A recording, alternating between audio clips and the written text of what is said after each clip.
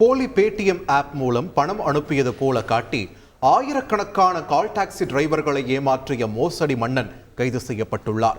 சென்னை மேற்கு மண்டல cyber crime காவல்துறையினரிடம் நம்ம யாத்ரி என்ற கால் டாக்ஸி நிறுவனம் சார்பில் ஒரு புகார் அளிக்கப்பட்டது.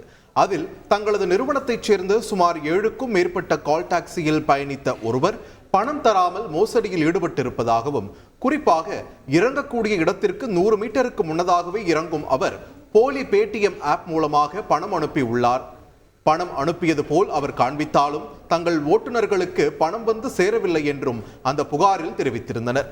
இதுகுறித்து தீவிர விசாரணை நடத்திய சைபர் கிரைம் போலீசார் புழுதிவாக்கம் பகுதியில் நண்பர்களுடன் தங்கியிருந்த திருத்தணியைச் சேர்ந்த ரியாஸ் ரஃபீக் என்ற இளைஞரை கைது செய்தனர். தனியார் வங்கி ஊழியரான அவர் பேடிஎம் ஸ்பூஃப் என்ற ஆப்பை பதிவிறக்கி கடந்த 2 ஆண்டுகளாக ஆயிரக்கணக்கான டிரைவர்களிடம் லட்சக்கணக்கில் பண மோசடி செய்தது தெரிய வந்துள்ளது. தொடர்ந்து போலீசார் அவரிடம் விசாரணை நடத்தி வருகின்றனர். செய்திகளை உடனுக்குடன் தெரிந்து கொள்ள உடனே சப்ஸ்கிரைப் பண்ணுங்க.